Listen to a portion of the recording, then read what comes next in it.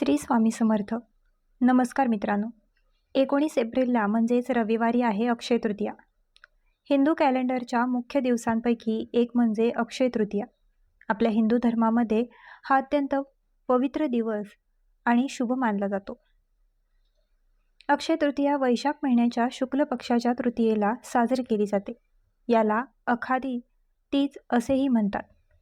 अक्षय म्हणजे जे कधीही संपत नाही आणि म्हणूनच असे म्हटले जाते की अक्षय तृतीया ही अशी तिथी आहे ज्यामध्ये सौभाग्य आणि शुभ परिणामांचा कधीही क्षय होत नाही. या दिवशी केलेले कार्य मनुष्याच्या जीवनात कधीही न संपणारे शुभ फळ देते. म्हणूनच असे म्हटले जाते की या दिवशी एखादी व्यक्ती जिंकल्यानंतरही चांगले कर्म आणि दान करते. त्याचे शुभ परिणाम मोठ्या प्रमाणात मिळतात आणि शुभ परिणामांचा प्रभाव हा कधीच संपत नाही. अक्षय तृतीयेचा दिवस हा 3.5 शुभ मुहूर्तांपैकी असलेला एक शुभ मुहूर्त आहे. त्याचबरोबर याच दिवशी भगवान श्रीहरी विष्णूंनी पृथ्वीवरती परशुरामाच्या रूपात पृथ्वीवरती अवतार घेतला. तसेच या अक्षय तृतीयेच्या दिवशी अन्नपूर्णा जयंती ही सुद्धा साजरी केली जाते आणि म्हणून या दिवशी आई अन्नपूर्णेची पूजा केली जाते आणि भंडारदरा भरून ठेवण्यासाठी या आईकडून म्हणजेच अन्नपूर्णा मातेकडून वरदान मागितले जाते. अन्नपूर्णेच्या पूजेने स्वयंपाकघर आणि जेवणाची चव वाढत असते. आता अक्षय तृतीयेचा दिवस हा 3.5 शुभ मुहूर्तांपैकी एक असल्याने या दिवशी सोने चांदी खरेदी करणे खूप शुभ मानले जाते. असे म्हणतात की या दिवशी सोने चांदी खरेदी केल्याने ते आपल्यावर कधीही मोडण्याची किंवा विकण्याची वेळ येत नाही. या दिवशी सोने चांदी खरेदी केल्याने घराची भरभराट होते, घराकडे लक्ष्मी ही आकर्षित होते आणि आपल्या घरांमध्ये कधीही धनसंपत्ती ही कमी पडत नाही. परंतु आता सोन्याचे नावसुद्धा आपल्या तोंडात घेतले तरी आपल्याला भीती वाटते, कारण सोन्या चांदीचे भाव हे इतके वाढलेले आहेत की आपल्यासारख्या सर्वसामान्य माणसांना खरंच सोनं खरेदी शक्य नाही. परंतु तुम्हाला माहीत आहे का की या अक्षय तृतीयेच्या दिवशी सोन्या चांदीपेक्षाही मौल्यवान अशा काही वस्तू आहेत ज्या आपण खरेदी केल्या तर आपल्या घराची भरभराट होईल. माता लक्ष्मीचा अखंड कृपा आशीर्वाद आपल्या घरावर राहील आणि जर या अक्षय तृतीयेच्या शुभ मुहूर्तावरती या वस्तू जर तुम्ही खरेदी केल्या तर या वस्तूंमुळे आयुष्याचं सोनं हे झाल्याशिवाय राहणार नाही. तुमच्या आयुष्यात सोन्यासारखे दिवस येतील. तर अशी कोणती वस्तू आहे जी सोन्या चांदीपेक्षाही मौल्यवान आहे आणि जी आपल्याला अक्षय तृतीयेला खरेदी करायची आहे? यानंतर त्या वस्तूंचं काय करायचं आहे याबद्दलची संपूर्ण माहिती या व्हिडिओमध्ये मी तुमच्यासोबत शेअर करणार आहे. त्यामुळे तुम्ही हा व्हिडिओ स्किप न करता शेवटपर्यंत नक्की पहा. चॅनलवरती नवीन असाल तर सबस्क्राईब करा आणि असेच माहितीपूर्व नवनवीन व्हिडिओ पाहण्यासाठी बेल आयकॉनलाही प्रेस करा, म्हणजे जेव्हा कधी मी नवीन व्हिडिओ अपलोड करेल त्याचं नोटिफिकेशन सर्वात अगोदर तुम्हाला भेटेल आणि तुम्ही एक पण व्हिडिओ मिस करणार नाही. तसेच हाईक बटन देखील क्लिक करा. तर पहा, आज या व्हिडिओमध्ये मी तुम्हाला ज्या वस्तू तो सांगणार आहे तर ह्या वस्तू अक्षय तृतीयेच्या दिवशी खरेदी करायच्या आहे. त्याच्या अगोदर तुम्हाला खरेदी करायच्या नाही, कारण अक्षय तृतीयेच्या दिवशी आपण सोनं चांदी खरेदी करतो आणि म्हणून त्याच दिवशी या वस्तू तुम्हाला खरेदी करायच्या आहेत. ही सगळ्यात महत्त्वाची गोष्ट आहे, लक्षात ठेवायची आहे. ज्या वस्तू मी तुम्हाला सांगणार आहे तर त्या या अतिशय स्वस्त वस्तू आहेत, सोन्या चांदीपेक्षाही मौल्यवान आहेत आणि खरं तर सोन्या चांदीपेक्षाही याच वस्तूंचा खरा मान आहे. या वस्तू जर तुम्ही या अक्षय तृतीयेला खरेदी केल्या तर अक्षय पुण्य आणि समृद्धी तुम्हाला प्राप्त होईल. या वस्तू इतक्या शुभ मानल्या जातात की या वस्तूंची खरेदी केल्याने तुमच्या आयुष्यात भरभराट येईल आणि तुम्हाला कधीही धन संपत्ती पैसा हा कमी पडणार नाही. आता जर तुम्हाला एखादे नवीन व्यवसाय सुरू करायचा असेल तर तो तुम्ही अक्षय तृतीयेला करू शकता, कारण त्यामध्ये कधीही तोटा होत नाही. नवीन घर, नवीन वाहन किंवा नवीन एखादी वस्तू खरेदी करायची असेल तर ती सुद्धा तुम्ही करू शकता, कारण ते कधीही संपत नाही. ती कधी मोडण्याची किंवा विकण्याची वेळ आपल्यावरती येत नाही. याचा मागचा अर्थ हा असाच होतो. म्हणून या गोष्टी तुम्ही खरेदी करू शकता. आता हा सण फक्त सोने चांदी खरेदी करण्याचाच आहे का? तर अजिबात नाही. हा दिवस आपल्या पितरांना देखील समर्पित असतो. या दिवशी आपल्या पितरांची सुद्धा सेवा करायची असते.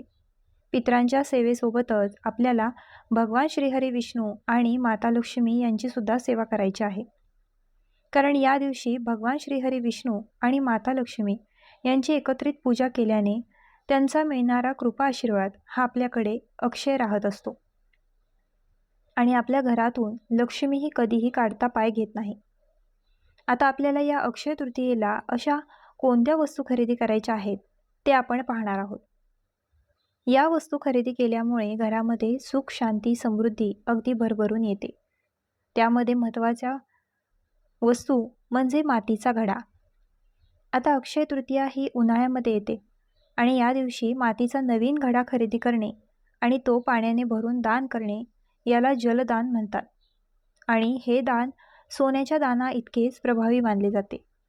त्यामुळे पितरांचा आशीर्वाद हा प्राप्त होतो आणि घरात शीतलता व शांती नांदत असते. आता जर तुमचे सासू सासरे हयात नसतील तर या अक्षय तृतीयेला तुम्हाला केळी ही खरेदी करायची आहे. ती पाण्याने भरून तुम्हाला ठेवायची आहे आणि त्याची पूजा करायची आहे. आणि यानंतर ती केळी आणि तो करा जो आहे तर तो तुम्हाला गरजू व्यक्तीला दान करायचा आहे. यामुळे सुद्धा पितरांचा आशीर्वाद हा प्राप्त होतो. त्याचबरोबर जर तुम्ही अजूनही माठाची खरेदी केली नसेल तर उन्हाळ्यामध्ये आपण थंड पाणी पिण्यासाठी माठ आणत असतो आणि त्यातलं पाणी पित असतो. आणि म्हणून या दिवशी तुम्ही माठाची खरेदीसुद्धा करू शकता. या दिवशी माठ खरेदी केला तर तो स्वच्छ धुवून पिण्याचं पाणी भरायचं आहे आणि त्या माठाजवळ तुम्हाला एक दिवा लावायचा आहे. दिवा का लावायचा आहे? कारण आपल्या स्वयंपाकघरामध्ये जिथे पाणी असतं, पिण्याचं पाणी असेल, साठवणीचं पाणी असेल तर तिथे आपल्या पितरांचा वास असतो आणि म्हणून पितरांचा आशीर्वाद प्राप्त करून घेण्यासाठी तुम्हाला तिथे माठाजवळ एक दिवा हा आवर्जून लावायचा आहे. यानंतर पुढची वस्तू आहे ते म्हणजे तुळशीचे रोप. आता तुळशीचं रोप जर तुम्हाला सांगितलं तर ती खूप साधारण गोष्ट वाटेल, परंतु खरं सांगू का, तुळशीला साक्षात माता लक्ष्मीचं प्रतीक मानलं जातं आणि तुळस ही भगवान विष्णूंना अत्यंत प्रिय आहे. जिथे तुळस असते ना तिथे माता लक्ष्मीचा अखंड वास असतो आणि अक्षय तृतीयेला नवीन तुळशीचं रोप घरी आणणे किंवा अंगणात लावणे हे अत्यंत शुभ मानले जाते. या दिवशी तुळशीचं रोप खरेदी केल्याने घरातील नकारात्मक ऊर्जा दूर होऊन सकारात्मकता वाढते आणि घरातील दारिद्र्य, गरिबी ही कायमची दूर होते. यानंतर पुढची वस्तू आहे ते म्हणजे एखादी पिवळी वस्तू किंवा पिवळे वस्त्र. आता पिवळी वस्तू आणि पिवळं वस्त्र हे का खरेदी करायचं आहे? कारण पिवळा हा जो रंग आहे ना, तर हा रंग भगवान विष्णू आणि बृहस्पती ग्रहाचा आवडता रंग मानला जातो. एवढेच नाही तर सोन्याचा रंग हा देखील पिवळा असतो आणि या दिवशी पिवळ्या फुलांचे रोप म्हणजे ज्या झाडाला पिवळी फुले येतात असं झाडाचं रोप किंवा देवांसाठी पिवळे वस्त्र किंवा एखादी घरामध्ये शोभेची पिवळी वस्तू असेल तर ती आवर्जून खरेदी करावी. यामुळे गुरुग्रहाचे पाठबळ मिळून भाग्योदय होतो. यानंतर पुढची वस्तू आहे ते म्हणजे सैंधव मीठ. बघा, आपल्या वास्तुशास्त्रामध्ये मीठ हे लक्ष्मीचे रूप मानले जाते.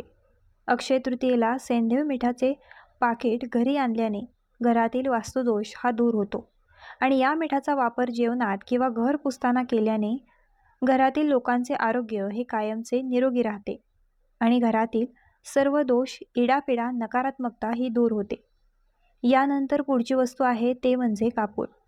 आपण देवांसाठी ज्या कापसाच्या वाती बनवतो तर तो कापूस या दिवशी खरेदी करणे खूप शुभ मानले जाते. कारण कापूस हा शुद्धता आणि शांततेचे प्रतीक आहे. या दिवशी कापूस किंवा कापसाच्या वाती खरेदी करणे खूप शुभ मानले गेले आहे. देवासमोर दिवा लावताना या नवीन कापसाचा वापर केल्याने घरातील वातावरण हे मंगलमय, पवित्र राहते आणि मानसिक शांतता ही मिळत असते. आणि म्हणून या अक्षय तृतीयेला तुम्हाला कापूस किंवा कापसाच्या वाती खरेदी करायच्या आहेत आणि त्याची वात दिव्यामध्ये लावून शुद्ध गाईच्या तूप घालून असा दिवा तुमच्या घरामध्ये लावायचा आहे. यामुळे घरातील वातावरण हे पवित्र आणि शुद्ध होते. यानंतर पुढची वस्तू आहे ते म्हणजे बार्ली, ज्याला जव असं देखील म्हटलं जातं. तर बार्ली हे एक धान्य आहे. बार्ली हे हिंदू धर्मात अत्यंत पवित्र आणि शुभ धान्य मानले गेले आहे.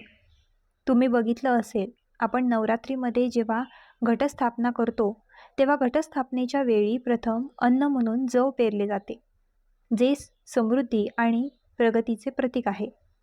पौराणिक कथेनुसार ब्रह्मदेवाने सृष्टीच्या निर्मितीनंतर वनस्पतीमध्ये पहिले बी म्हणून जव विकसित केले होते. त्यामुळे याला ब्रह्मस्वरूप असे मानले जाते आणि या दिवशी ही जव खरेदी करणे खूप शुभ मानले जाते. जिथे कुठे पूजा साहित्य मिळते तिथे तुम्हाला ही जव फक्त 5 रुपयांना भेटून जाईल. ती जव तुम्हाला खरेदी करायची आहे, म्हणजे ही बार्ली खरेदी करायची आहे. खरेदी केल्यानंतर ती तुम्हाला एक वाटीमध्ये काढून घ्यायची आहे. छान देवघरासमोर दिवा लावायचा आहे. त्या बार्लीची पूजा करायची आहे. हळद कुंकू तुम्हाला अर्पण करायचं. यानंतर एक लाल रंगाचा कपडा घेऊन त्यामध्ये तुम्हाला ही बार्ली बांधून, ही जी बार्लीची पोटली आहे तर ही तुम्हाला पैशांच्या तिजोरीमध्ये ठेवायची आहे. बघा, नक्कीच प्रगतीचे मार्ग जे आहेत तर ते मोकळे होतील. आपल्या घरातील सुख शांती समृद्धी नांदू लागेल आणि आपल्या घराची भरभराट होईल. म्हणून या दिवशी तुम्ही बार्ली ही अवश्य खरेदी करायची आहे.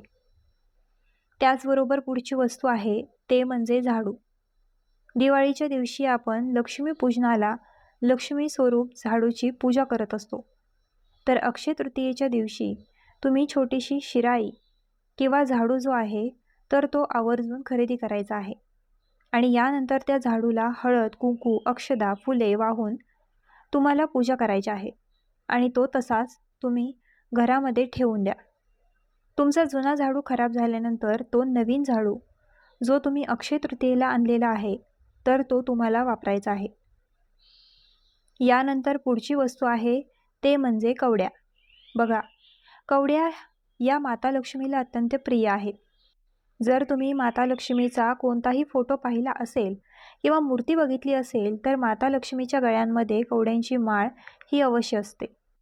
कवड्या या आपल्या घरामध्ये लक्ष्मीला आकर्षित करण्याचं काम करत असतात आणि म्हणून बऱ्याच देवघरांमध्ये कवड्या या अवश्य ठेवलेल्या असतात आणि या कवड्यांची आपण नवरात्रीमध्ये पौर्णिमेला सेवा जी आहे तर ती करत असतो. आणि जर तुमच्या घरामध्ये अजूनही कवड्या नसतील, 5 किंवा 7 या संख्येमध्ये आपल्याला खरेदी करायच्या आहेत आणि जर तुमच्याकडे अगोदरच्या कवड्या असतील तर त्या तुम्हाला खरेदी करण्याची गरज नाही.